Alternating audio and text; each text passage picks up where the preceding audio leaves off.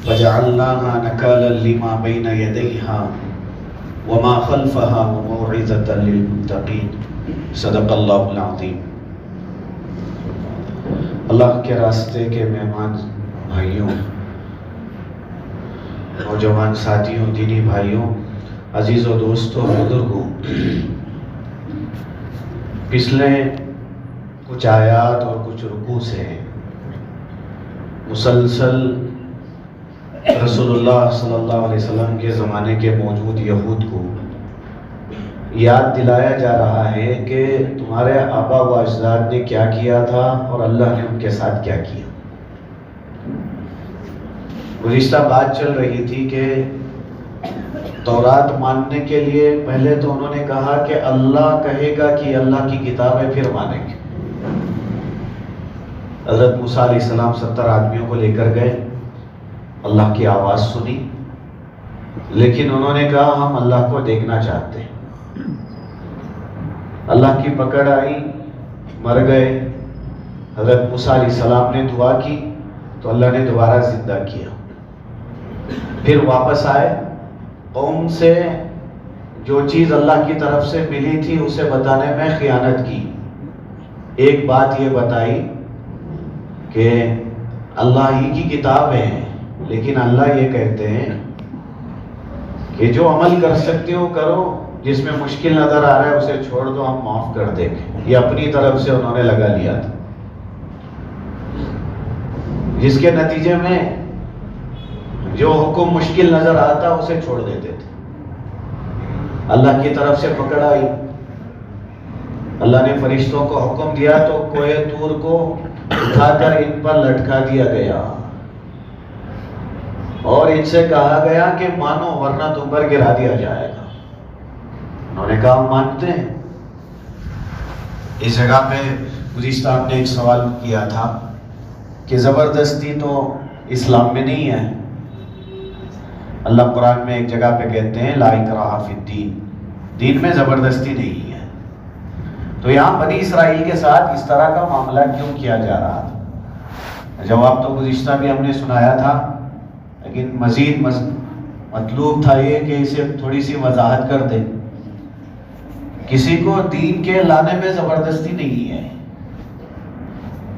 کسی کے گردن پر تلوار رکھ کے یہ نہیں کہا جائے گا کہ کلمہ پڑھو ورنہ گردن کاٹ دیا جائے گا۔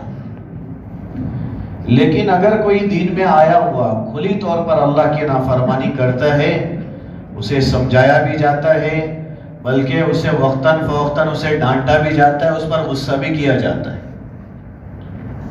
جس کی مثال میں گزشتہ نے بتایا تھا کہ جو کافر ہے اس کی سزا اسلام میں قتل نہیں ہے۔ اسلام نہیں کہتا کہ اسے قتل کرو۔ بڑے پیمانے پر آج اسلام مخالف طاقتیں یہ کہتی ہیں کہ اسلام تلوار کے زور پر پھیلا ہے، لیکن پوری تاریخ میں ایسا کبھی کہیں نہیں ملا ہے کہ کوئی صحابی صرف اس لیے مسلمان ہوئے ہیں کیونکہ ان کے گردن پر تلوار رکھ دی گئی تھی، موت ان کے سامنے تھی۔ سوال ہی پیدا نہیں ہوتا، کیونکہ صحابہ کی زندگی کو دیکھ کے لگتا ہے کہ انہوں نے زبردستی اسلام قبول نہیں کیا ہے، بلکہ چاہت کے ساتھ۔ بعض صحابہ تو ایسے نکلے جو اسلام لانے سے پہلے مسلمانوں کے، رسول اللہ کے کٹر دشمن تھے۔ ہتھیار انہوں نے دیا ہے مکے والوں کو کہ محمد کے ساتھیوں کو ختم کرو۔ کئی صحابہ کو انہوں نے قتل کروایا۔ صحابہ کو معلوم ہی نہیں ہے، نام سنا ہے۔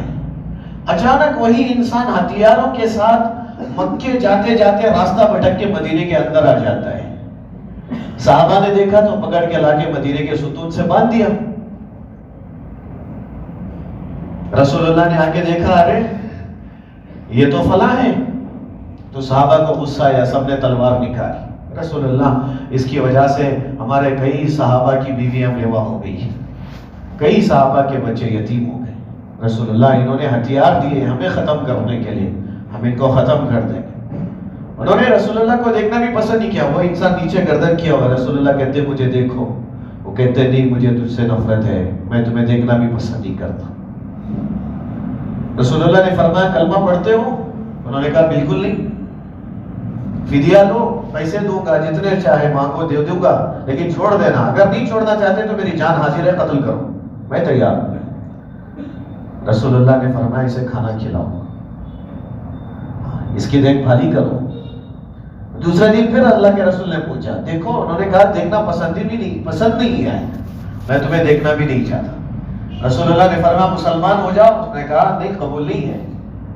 اللہ کے رسول نے فرمایا کہ اس کا اکرام کرو، اسے کھلاؤ۔ تیسرے دن رسول اللہ نے فرمایا آج اس کا فیصلہ ہو جائے گا۔ صحابہ کو یقین تھا کہ یہ تو کلمہ پڑھنے والا نہیں ہے، اس لیے سارے صحابہ ہتھیار کے ساتھ مسجد میں آ گئے۔ رسول اللہ آ کر اللہ کے رسول نے دیکھا تو پوچھا یہ کیا ہے؟ کہا رسول اللہ اس کی ضد یہ بتاتی ہے کہ یہ کلمہ نہیں پڑھے گا، اور آج آپ فیصلہ سنائیں گے کہ اسے ختم کرو۔ اللہ کے رسول اس کی بوٹی بوٹی کر دیں گے، بڑی تکلیف پہنچائی۔ رسول اللہ نے فرمایا ہتھیار کا مسجد میں کیا کام ہے، اسے واپس کرو، اسے واپس لے جاؤ۔ پھر رسول اللہ صلی اللہ علیہ وسلم نے ان سے پھر فرمایا مسلمان ہو جاؤ، انہوں نے کہا نہیں مجھے قبول نہیں ہے۔ اللہ کے رسول نے فرمایا انہیں آزاد کرو، چھوڑ دو۔ چھوڑ دیا رسول اللہ صلی اللہ علیہ وسلم۔ واپس مدینے سے باہر جا کے اپنے آپ کو صاف کیا، نہائے دھوئے، دوبارہ واپس آئے، پھر آ کے انہوں نے رسول اللہ کے ہاتھ میں کلمہ پڑھ کے مسلمان ہو گئے۔ اللہ کے رسول نے اور صحابہ نے پوچھا پہلے بھی پڑھ سکتے تھے؟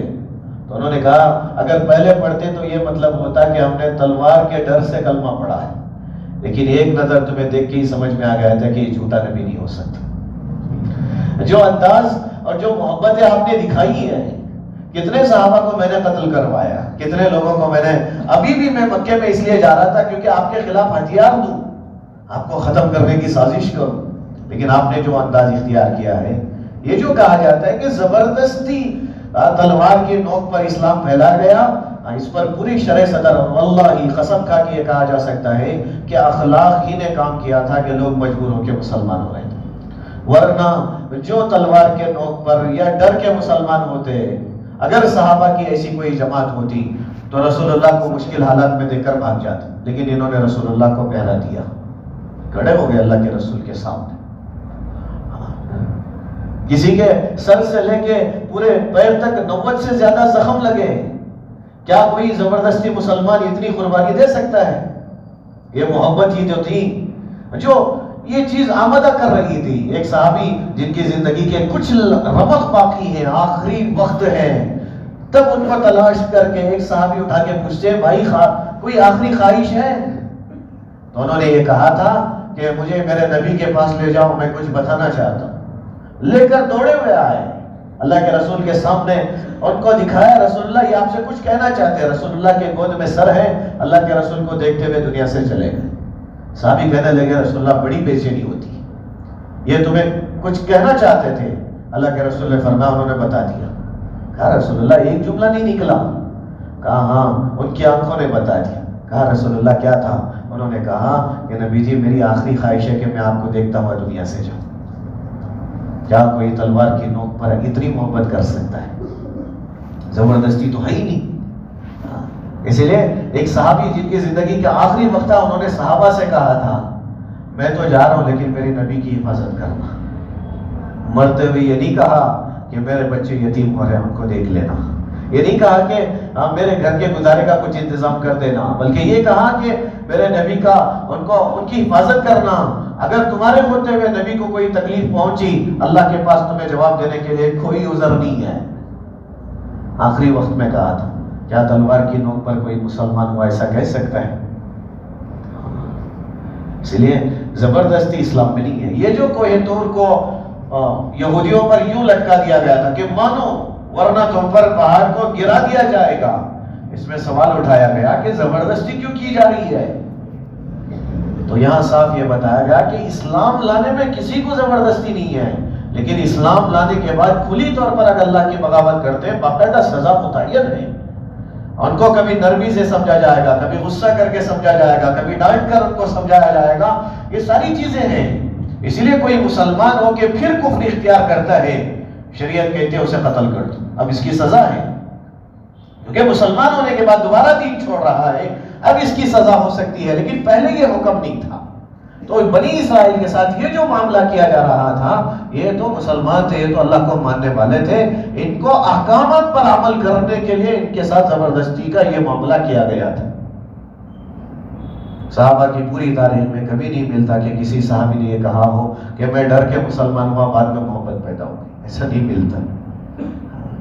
آنکھ انسان کتنی بھی مشکل میں ہو، انسان اپنی آنکھ کی حفاظت کر لیتا ہے۔ اچانک کوئی چیز آئے سب سے پہلے آنکھ کی حفاظت کرتا ہے، لیکن صحابی رسول اللہ کے سامنے کھڑے ہو کے آنکھ میں تیر کھاتے ہیں، یہاں تیر لگتی ہے صحابی کی، کیا کوئی معمولی تکلیف ہے؟ اور اتنا لکھا ہے کہ باہر نکل گئی آنکھ، لیکن اطمینان ہے کہ ہم نبی کے لیے کر رہے ہیں، تسلی ہے۔ اس لیے میرے بھائیوں، اسلام لانے میں کسی کے زبردستی نہیں ہے، لیکن کوئی مسلمان ہو کے کھلی طور پر بغاوت کرتا ہے، اسے سمجھانا ہماری ذمہ داری ہے۔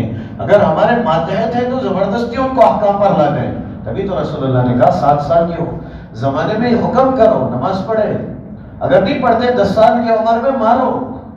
اللہ کے رسول کہہ رہے ہیں ان کو سختی کے ساتھ ہی صحیح، لیکن اللہ کے پاس لے کر آؤ، نماز کی طرف انہیں متوجہ کرو۔ تو یہ گزشتہ آیتوں میں اتنی بات گزری تھی، ان آیتوں میں اللہ ایک اور بات یاد دلاتے ہیں بنی اسرائیل کو، وَلَقَدْ عَلِمْتُمُ الَّذِينَ اعْتَدَوْا مِنْكُمْ، یاد کرو اس زمانے کو، تمہارے علم میں ہے یہ بات، اللہ یہودی سے کہہ رہے ہیں، کیونکہ جتنے واقعات ابھی ان رکوعات میں گزر رہے ہیں یہ سارے واقعات تورات میں بھی ہیں، اور یہودیوں کے علم میں تھا یہ ساری چیزیں، جو رسول اللہ کے زمانے کے یہودی ہیں یہ سارے ہی جانتے تھے کہ یہ سب ہمارے آبا و اجداد نے کیا ہے، ان کا کیا دارا ہے، یہ سارے اعمال انہوں نے کیے تھے۔ اسی میں سے ایک چیز اللہ یاد دلا رہے ہیں کہ یہ چیز تم جانتے ہو، تمہارے علم میں ہے ان لوگوں کا حال جو حد سے آگے بڑھ گئے ہفتے کے معاملے میں۔ سبت، سبت کا جو لفظ ہے عربی میں اس کا معنی ہفتہ ہے، اور عبرانی زبان میں بھی اس کا معنی ہفتہ ہے۔ جیسے ہمارے لیے جمعہ کا دن ہے، عیسائیوں کے لیے اتوار کا دن ہے، یہودیوں کے لیے ہفتے کا دن ہے۔ تو ہفتے کے معاملے میں انہوں نے ایک بڑی گڑبڑ کی تھی، اس واقعے کا ذکر یہاں اللہ کرتے ہیں اور یاد دلاتے ہیں کہ ہفتے کے معاملے میں تمہارے ان لوگوں نے بڑی حد سے تجاوز کیا تھا، حد پار کر دی انہوں نے اس معاملے میں۔ کیا ہے؟ حضرات مفسرین کہتے ہیں کہ اس دن ان کے لیے اتنا مقدس دن بنایا گیا تھا کہ ان کو یہ کہا گیا تھا کہ آج کے دن تجارت منع ہے، اپنے کاروبار میں نہیں لگ سکتے، آج کا دن عبادت کے لیے خاص ہے، صرف اللہ کی عبادت تمہیں کرنی ہے۔ اور اس میں خاص یہ بتایا گیا کہ ہفتے کے دن تم شکار نہیں کر سکتے۔ یہ بنی اسرائیل میں سے اس قوم کا ذکر ہے جو حضرت داؤد علیہ السلام کے ساتھ تھے۔ حضرت مفسرین کہتے ہیں سمندر کے کنارے رہتے تھے، مچھلی ان کو بہت زیادہ پسندیدہ تھی، اور یہ مچھلی کے شکاری بھی تھے اور کاروباری بھی تھے۔ ایک دن صرف اللہ نے کہا تھا کہ آج کے دن تمہارے لیے منع ہے۔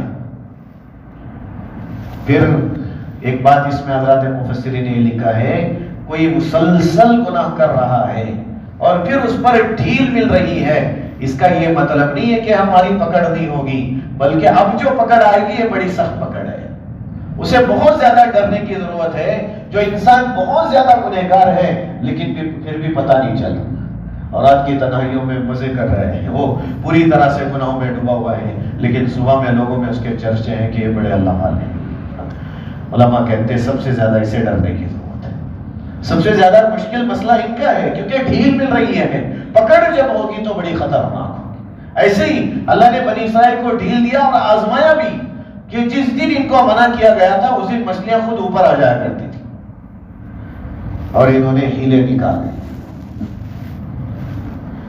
ہیلا یہ کیا، بعض حضرات کہتے ہیں کہ ایک اور مزید گڑھا بنایا کہ مچھلیاں وہاں سے یہاں آ جائے اور ہم ان کو اتوار کے دن اٹھا لیں، اور دوسرے مفسرین نے کہا کہ نہیں، جالا ڈال دیا، کہا آج کے دن نہیں پکڑیں گے، صرف جالا ڈالیں گے، اس میں جو پھنسیں گے ہفتے کے دن نکال لیں گے۔ کھلی طور پر انہوں نے اللہ کے حکم کی خلاف ورزی نہیں کی، بلکہ ایک ہیلا ایسا بنایا جس میں اللہ کے حکم کا مذاق تھا۔ اللہ جب کہہ رہے ہیں کہ تمہیں یہ کام نہیں کرنی ہے، پھر انہوں نے سمجھا ہی نہیں، اس میں ہیلے نکال کے بہانہ بنا کے کسی بھی طرح سے، جیسے عام طور پہ آج ہوتا ہے کہ سود کو کوئی نہ کوئی شکل میں انسان جائز کرنے کی کوشش کر رہا ہے، کہتے ہیں مجبوری ہے، مجبوری میں جائز قرار دینے کی کوشش کی جا رہی ہے، کہ حالات ہی ایسے ہیں، لیکن حرام کھانے کی اجازت تو انسان کو مرنے کے قریب بتایا گیا ہے، ایسی کوئی مجبوری نہیں ہے۔ انسان گھر بنانے کے لیے سود لے رہا ہے، کہا کیا ہے؟ مجبوری ہے۔ یہ کون سی مجبوری ہے؟ اسے کہاں سے مجبوری مانا جائے گا؟ جھوپڑیوں میں لوگ اپنی زندگی کاٹ رہے ہیں حرام کے بغیر صرف ترقی کرنے کے لیے۔ اب جو گزارا میرا ہو رہا ہے اس سے مجھے اور اوپر کے حصے میں جانا ہے، میری پوزیشن بڑی کرنی ہے، میرے کاروبار کو آگے بڑھانا، اس لیے لوگ سود لینے لگ جاتے ہیں، قرض اٹھانے شروع کر دیتے ہیں اتنے پرسنٹ میں، بس تھوڑے ہی پرسنٹ میں ہم نے لیا ہے، زیادہ اس میں داخل نہیں ہے۔ یہ ساری چیزیں ہیلے ہیں اور اللہ کو یہ پسند نہیں۔ بنی اسرائیل نے وہی کیا۔ بعض آپ کہتے ہیں مچھلی کی دم میں انہوں نے کانٹا لگا کے اسے ایک جگہ پہ باندھ دیتے تھے، اتوار کو اٹھا کے اپنے آپ میں تسلی کر لیتے تھے کہ ہم نے تو اسے پکڑا کہاں ہے، صرف اس جگہ پہ ہم نے باندھا تھا، اتوار کو پکڑا ہے۔ اب اس میں 3 جماعتیں بن گئی۔ ایک جماعت جو مستقل ہیلے بنا کے شکار کرتے کرتے کھلا شکار پہ اتر آئی۔ پھر دوسری جماعت تھی جنہوں نے روکا، کہا بھائیو تم غلط کر رہے ہو، انہوں نے نہیں مانا تو چھوڑ دیا۔ تیسری جماعت تھی جنہوں نے مستقل ان کو روکا، کہا تم غلط کر رہے ہو، بار بار سمجھاتے تھے۔ جو سمجھا رہے ان کو دوسری جماعت نے کہا کیوں اتنا سمجھا رہے ہو؟ انہوں نے 2 باتیں کی جو ہمارے لیے بڑی نصیحت والے ہیں۔ اور تیسری جماعت نے کہا ان کو سمجھانے کے 2 وجوہات ہیں۔ پہلی وجہ ان کو ہم اس لیے سمجھا رہے ہیں کیونکہ یہ جو ان میں سے کوئی نہ کوئی بندہ ایسا ہے جو ہمارے سمجھانے سے اسے سمجھ میں آ جائے اور یہ گناہ چھوڑ دے۔ اسی لیے ہمیں یہ کرنے کی ضرورت ہے کہ جب کبھی ایسا مسئلہ ہو ہمارے علاقوں میں، ہمارے اپنے محلوں میں، جب کوئی گناہ ہوتا ہوا نظر آئے، ہماری ذمہ داری ہے کہ ہم اسے روکیں، اور روکنے کے بعد اگر وہ نہیں رک رہے ہیں ہمیں مایوس ہونے کی ضرورت ہے، مستقل محنت کریں، بار بار جائیں، بار بار ان کو سمجھائیں۔ یہ دوسری بات انہوں نے یہ بتائی، کل قیامت کے دن اللہ اگر پوچھے کہ جب یہ حالات تھے تم کیا کر رہے تھے، تو ہم کہیں گے کہ اللہ ہم خود بچ رہے تھے، دوسروں کو بچانے کی ہم کوشش کر رہے تھے۔ اتنا تو ہم کہہ سکتے ہیں کہ اللہ ہم نے کوشش کی ہے۔ یہ 2 چیزیں ہیں جس کی وجہ سے ہم انہیں سمجھا رہے ہیں۔ اللہ نے یاد دلایا ہفتے کے دن میں جو انہوں نے معاملہ کیا تھا، وَلَقَدْ عَلِمْتُمُ الَّذِينَ اعْتَدُوا مِنْكُمْ، یہ بات تمہارے علم میں ہے کہ تم میں سے انہوں نے جو حد سے تجاوز کیا تھا ہفتے کے معاملے میں، فَقُلْنَا لَهُمْ، اللہ نے پکڑ کی تو اللہ کہتے ہیں ہم نے ان سے کہا كُونُوا قِرَدَةً خَاسِئِينَ، ذلیل بندر بن جاؤ، ذلیل بندر کی طرح ہو جاؤ۔ علماء لکھتے ہیں کہ یہ بندر ہو گئے جو اللہ کے حکم کو ہیلے بنا کے توڑ رہے تھے، مذاق کر رہے تھے، اللہ نے ان کو بندر بنا دیا۔ بعض علماء کہتے ہیں ان میں، حضرات مفسرین کہتے ہیں کہ ان میں جو بڑی عمر کے تھے، بوڑھے تھے، اللہ نے ان کو خنزیر بنایا تھا، اور جو جوان تھے اللہ نے ان کو بندر بنایا تھا۔ یہ مستقل الگ تھے۔ یہ 2 لوگ جو روکا کرتے تھے، جو خود بچ گئے تھے، انہوں نے سوچا کہ کیا ہوا، ان کی آوازیں نہیں آ رہی ہیں، تو جا کر دیکھا تو بندر بنے ہوئے تھے، ان کی دم نکلی ہوئی تھی، ان کے چہرے بندروں جیسے بنے ہوئے تھے، اور ان کے بڑے خنزیر بنے ہوئے تھے، اور باقاعدہ اپنے رشتہ داروں کو پہچانتے تھے، قریب آ کے چیختے تھے، چلاتے تھے اور روتے تھے۔ پھر 3 دن کے بعد ان کو اللہ نے ہلاک کر دیا۔ ایک بات یہاں، کچھ لوگوں نے کہا تو بعض لوگ اسے تسلیم بھی کر لیتے، لوگ کہتے ہیں پہلے دنیا میں بندر تھے، پھر بڑھتے بڑھتے وہی انسان بن گئے۔ یہ غلط ہے، یہ لوگوں کی بنائی ہوئی باتیں ہیں۔ لیکن اللہ یہاں کہہ رہے ہیں کہ جو لوگ تھے انہوں نے ذلت والا کام کیا تو ان کو بندر بنایا۔ ایسا نہیں ہے کہ بندر تھے پھر وہ انسان بنے ہیں، اللہ کے حکم کو توڑنے کی وجہ سے ان کو بندر بنایا گیا تھا۔ حضرات مفسرین کہتے ہیں کہ وہ جو لوگ ہیں جو بندر اور خنزیر بنے تھے، 3 دن کے اندر ان کو ختم کر دیا۔ بعض احباب اس سلسلے میں ایک نئی بات یہ کہتے ہیں کہ شاید وہی لوگ ہوں گے، انہی کی نسل جو چل رہی ہے، ابھی جو بندر ہمیں نظر آتے ہیں اور خنزیر نظر آتے ہیں، شاید انہی کی نسل ہوگی۔ لیکن حضرات مفسرین نے رسول اللہ صلی اللہ علیہ وسلم کی روایت پیش کی، صحیح مسلم میں یہ روایت ہے، حضرت عبداللہ ابن مسعود رضی اللہ تعالیٰ نے فرمایا، رسول اللہ صلی اللہ علیہ وسلم سے باقاعدہ پوچھا گیا کہ رسول اللہ کیا یہ انہی کی نسل ہے جن کی صورتیں بدل کے جن کو بندر بنایا گیا؟ کیا یہ انہی کا خاندان ہے جو چلا آ رہا ہے؟ رسول اللہ نے فرمایا، اللہ جب کسی قوم کی شکلوں کو بدلتا ہے، پس کرتا ہے، پھر اللہ ان کی نسل کو آگے نہیں چلاتا۔ یہ تو الگ سے ایک مخلوق ہے، جو ان سے پہلے بھی تھے، وہ چلے آ رہے، وہ الگ ہے۔ لیکن یہودیوں کو جو اللہ نے بندر اور خنزیر بنایا تھا، 3 دن کے اندر وہ ختم ہو گئے، پھر دوبارہ ان کی کوئی نسل نہیں چلی۔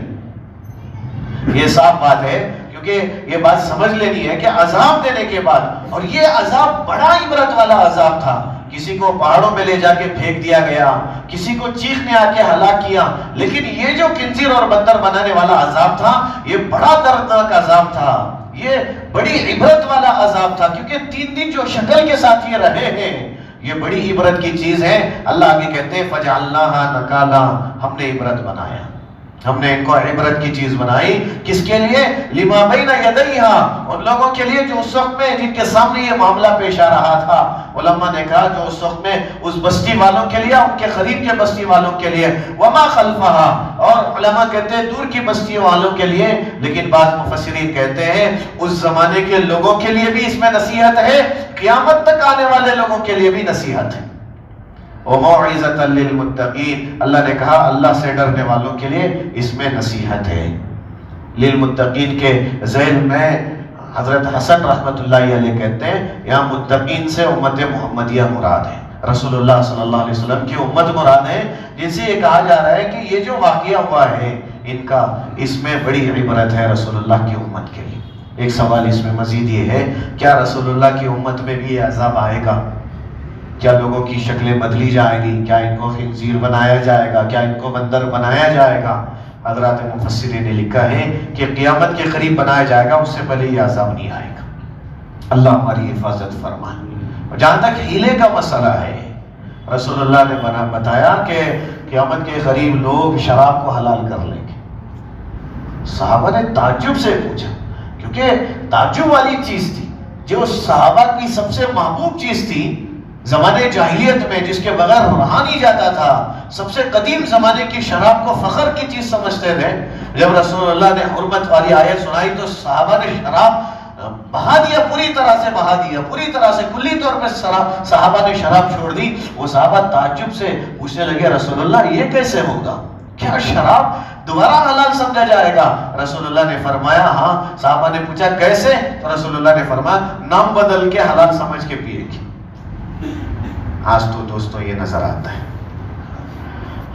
پارٹیوں کی زینت سمجھی جا رہی ہے اسے، لوگ کہتے ہیں یہ خاص لوگوں کے لیے رکھا گیا ہے۔ کہا اس کے بغیر تو ہماری یہ مجلس ادھوری ہو جائے گی، بڑے لوگوں کے درمیان میں تو یہ چیز تو رکھنی ضروری ہے، یہ چیز سمجھی جا رہی ہے۔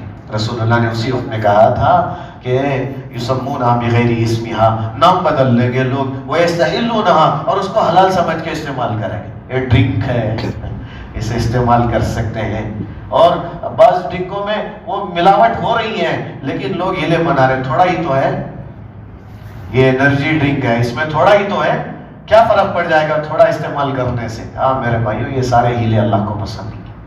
کسی حلال کو حرام بنانے کے لیے جو ہیلا استعمال کیا جاتا ہے وہ ہیلا اللہ کو بالکل پسند نہیں آتا۔ فقہا نے بعض ہیلے بتائے، بلکہ رسول اللہ نے بتائے، وہ شریعت کے دائرے میں ہے، وہ حلال کو حرام بنانے کے لیے نہیں ہے، وہ صحیح شکل اختیار کرنے کے لیے ہے۔ لیکن کسی حلال کو حرام بنانے کے لیے اگر ہیلا بنایا جاتا ہے یہ بڑی گمراہی اور اللہ کے عذاب کو دعوت دینا ہے۔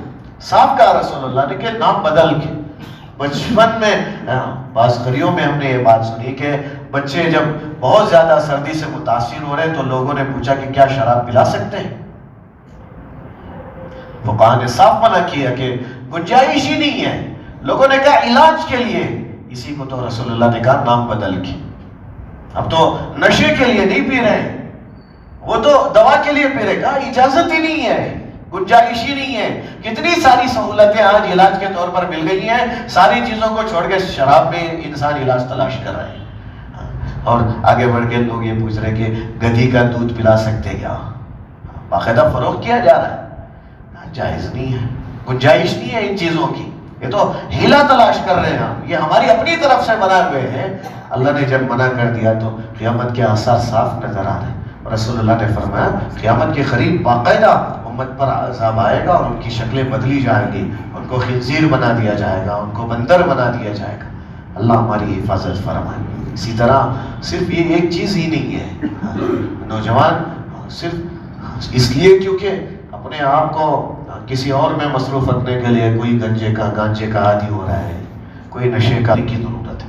جیسے بنی اسرائیل کی ایک جماعت نے محنت کی، کم از کم اللہ سے کہہ تو سکتے ہیں کہ اللہ ہم نے محنت کی ہے ہم نے سمجھایا، ہم نے بتایا ہے. یہ جو اصحاب سبت کے ساتھ جو وہ ہفتے والے دن جنہوں نے حد سے تجاوز کیا تھا، ان کے ساتھ جو معاملہ ہوا ہے، یہ بات ہمارے لیے نصیحت ہے. خاص طور پہ اللہ نے قرآن میں کہا فَجَعَلْنَاهَا نَكَالًا لِمَا بَيْنَ يَدَيْهَا وَمَا خَلْفَهَا وَمَوْعِظَةً لِلْمُتَّقِينَ. اللہ نے ان کو عبرت والی چیز بنا دی. نکال کے معنی عبرت ہے. ایک اور جگہ پہ یہ لفظ استعمال ہوا ہے 30ویں پارے میں، اس کا معنی عبرت لکھا ہے علماء نے کہ واقعی قابل عبرت چیز ہے. ایسی چیزیں اللہ خود قرآن میں کہتے ہیں دیکھو باقاعدہ ایسی چیزوں کو سمجھو. اللہ قرآن کے ذریعے سے یہ ساری چیزیں معلوم کروا رہے ہیں. اللہ سے دعا ہے اللہ ہمیں عمل کی توفیق نصیب فرمائے. الحمدللہ رب العالمین. اللہم صلی علی سیدنا شفیعنا حبیبنا مولانا محمد وبارک وسلم. اللہم انا نسألک الہدى والتقى والعفاف والغنى. اللہم انا نسألک الصحة والعفة والامانة وحسن الخلق والرضا بالقدر. اللهم آت أنفسنا تقواها وزكها أنت خير من زكاها أنت وليها ومولاها. اللهم إنا نعوذ بك من الحور بعد الكور. اللہ ہمیں معاف فرما، اللہ ہمیں معاف فرما، اللہ ہمیں معاف فرما. ہمارے ظاہر اور باطن کو درست فرما، تقوی والی زندگی نصیب فرما. پیارے اللہ تجھے راضی کرنے والی زندگی نصیب فرما، تجھے ناراض کرنے والی زندگی سے ہم تمام کی حفاظت فرما. اللہ دنیا میں گناہوں کی کثرت ہو گئی ہے.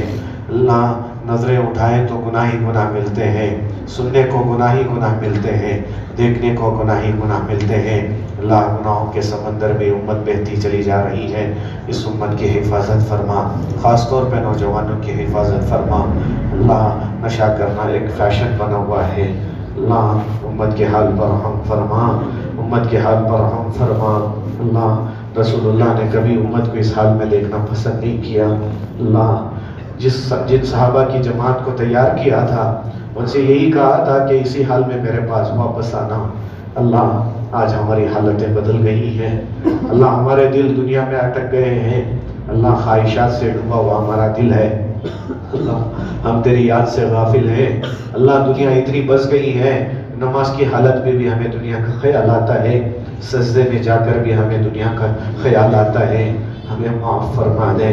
امت کے حال پر رحم فرما، امت کی بے دینی کو ختم فرما، امت کے حال پر رحم فرما، امت کی بے دینی کو ختم فرما، امت کو صحیح سمجھ نصیب فرما. اللہ گناہوں کی عادت سے ہماری حفاظت فرما، رات کی تنہائیوں میں گناہ کرنے سے ہماری حفاظت فرما. اللہ ساری دنیا کی نظروں سے چھپ کر تو گناہ کر سکتے ہیں، لیکن آپ دیکھ رہے ہیں، آپ کی نظروں سے چھپ نہیں سکتے. کوئی ایسی جگہ ہے ہی نہیں جہاں آپ کی نظروں سے چھپا جا سکے. اللہ لوگوں کے ڈر سے ہم نے گناہ تو چھوڑے ہیں، لوگ دیکھ لیں گے تو ذلیل ہو جائیں گے اس بات کا خیال تو آتا ہے. آپ دیکھ رہے ہیں، آپ ہمارے دلوں کو دیکھ رہے ہیں، ہمارے دلوں کے بھیدوں کو جانتے ہیں. ہاتھ اٹھا کے آپ کے سامنے مانگ رہے ہیں، لیکن ابھی بھی کئی سارے گناہوں کے خیال ہمارے دلوں میں چل رہے ہیں. ہمیں معاف فرما دے، ہمیں معاف فرما دے. اللہ ہمیں معاف فرما دے. اللہ ہمارے ظاہر اور باطن کو درست فرما. اللہ سچی پکی توبہ نصیب فرما. اللہ تیرے نبی کی امت اللہ یہ بڑی قربانیوں سے وجود میں آئی ہے. تیرے نبی کی دعاؤں نے ہمیں حفاظت میں لیا ہوا ہے. ورنہ بنی اسرائیل کے وہ لوگ اللہ گناہ کرتے خنزیر اور بندر بنائے دیے جاتے، ان سے زیادہ گناہ تو ہم کر رہے ہیں. اللہ اگر آپ کی پکڑ آ گئی ہمیں برداشت کی طاقت نہیں ہے. اللہ ہم عبرت کی چیز بننا نہیں چاہتے ہیں. ہماری حفاظت فرما لیں، امت کی حفاظت فرما لیں. نشے سے امت کی حفاظت فرما لیں، نشے کے عادی ہونے سے نوجوانوں کی حفاظت فرما لیں. اللہ ہماری بچیوں کی عزتیں لوٹی جا رہی ہے. اللہ لوگ اپنے نشے کے خاطر اپنی بچیوں کو راستے پہ کھڑا کرنے پر مجبور ہو گئے ہیں. امت کی حفاظت فرما لیں. اللہ امت کی حفاظت فرما لیں.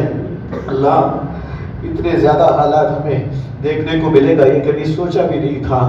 تیرے نبی نے کہا کہ سب سے بدترین مخلوق پر قیامت آئے گی، سارے بدترین کام ہو رہے ہیں، دل بڑا گھبراتا ہے. اللہ حفاظت فرما لے. اب تیرے پیارے نبی کے پیارے امت ہیں، اللہ ہماری حفاظت فرما لے. اللہ اس امت کا کوئی فرد جہنم میں جائے گا، سب سے زیادہ تکلیف تیرے نبی کو ہوگی. اللہ جس کے خاطر پیٹ پر پتھر باندھ دے آج وہ جہنم میں جا رہا ہے، جس کے خاطر میری بیٹیوں کو طلاق دیا گیا وہ آج جہنم میں جا رہے ہیں جس کے خاطر کئی مہینے گھر میں چولہا نہیں جلتا تھا، جن کے خاطر میرے نواسوں کو شہید کر دیا گیا، آج وہ جہنم میں جا رہے ہیں۔ اللہ ہم نبی کو چہرہ دکھانے کے قابل نہیں ہے، ہمارے اعمال نبی کے پاس جب پہنچ رہے ہیں، اللہ خاص طور پہ وہ جو نوجوان اللہ جن کی زندگی کی نوجوانی کا اہم حصہ اللہ گانجے اور شراب میں گزر رہا ہے، ان کے اعمال جب نبی کے سامنے جا رہے ہیں، اللہ نبی کو کتنی تکلیف ہوگی۔ صحابہ اسی جوانی میں جا کے اپنے آپ کو قربان کیا تھا صرف اس لیے کیونکہ ہم تک دین پہنچے۔ اللہ صحابہ کی جوان بیویاں بیوہ ہو گئی تھی، معصوم بچے راستے تکتے کھڑے رہے تھے، ابو آئے گئے لیکن کبھی دوبارہ ملاقات نہیں ہو سکی۔ اللہ اتنی بڑی قربانی صرف اب تک دین پہنچانے کے لیے تھا۔ امت کو یہ سمجھ نصیب فرما دے، اللہ امت کو صحیح سمجھ نصیب فرما، اللہ ہونے والے جوڑوں کو اور اجتماعات کو قبول فرما، محنتوں کو قبول فرما، اس مجمع کو قبول فرما۔ اللہ تیری قرآن کے فہم کو تیرے قرآن کو سمجھنے کے لیے جمع ہوئے ہیں، تو سمجھانے والا ہے، ہمیں سمجھا دے اللہ، ہمیں سمجھا دے اللہ۔ اللہ ہمارے ذہنوں میں اس قرآن کو اتار دے، ہمارے سینوں میں اس قرآن کے فہم کو اتار دے۔ اللہ قرآن کی محبت نے ان بھائیوں کو یہاں بٹھایا ہے، ان کے بیٹھنے کو قبول فرما۔ اللہ امت کے بیماروں کو صحت نصیب فرما، قرض داروں کو قرض کی ادائیگی کی شکل صورتیں پیدا فرما، جو قیدوں میں بند ہیں رہائی کے فیصلے فرما۔ اللہ جتنے بے نکاح ہیں نکاحوں کے نظم فرما، جتنے بے اولاد ہیں نیک صالح اولاد نصیب فرما، جو صاحب اولاد ہیں اپنے بچوں کی صحیح تربیت کرنے کے فیصلے فرما۔ اللہ امت کے تمام مرحومین کی مغفرت فرما۔ اللہ ہاتھ اٹھائے ہوئے بھائیوں میں کون کس مسئلے میں پریشان ہے، کس کی کیا ضرورتیں ہیں، آپ بہتر جانتے ہیں۔ اللہ رونا بھی آپ نے سکھایا، کیوں رو رہے ہیں یہ بات ماں کو سمجھانے والی ذات بھی آپ ہی کی تھی، آج بھی رو رہے ہیں۔ ہمارا رونا اپنے لیے بھی ہے، امت کے لیے بھی ہے۔ اللہ اس کا بھرپور بدل ہمیں نصیب فرما، ہماری اپنی ضرورتوں کو اللہ دنیاوی اور اخروی ضرورتوں کو اپنے خزانے غیب سے پوری فرما، ہمیں اخلاص نصیب فرما، عمل کی توفیق نصیب فرما، ہماری دعاؤں کو رسول اللہ صلی اللہ علیہ وسلم کے صدقے میں قبول فرما۔ جزا اللہ عنا محمد وآلہ صلی اللہ علیہ وسلم۔ سبحان ربک رب العزة عما یصفون وسلام علی المرسلین والحمد للہ رب العالمین۔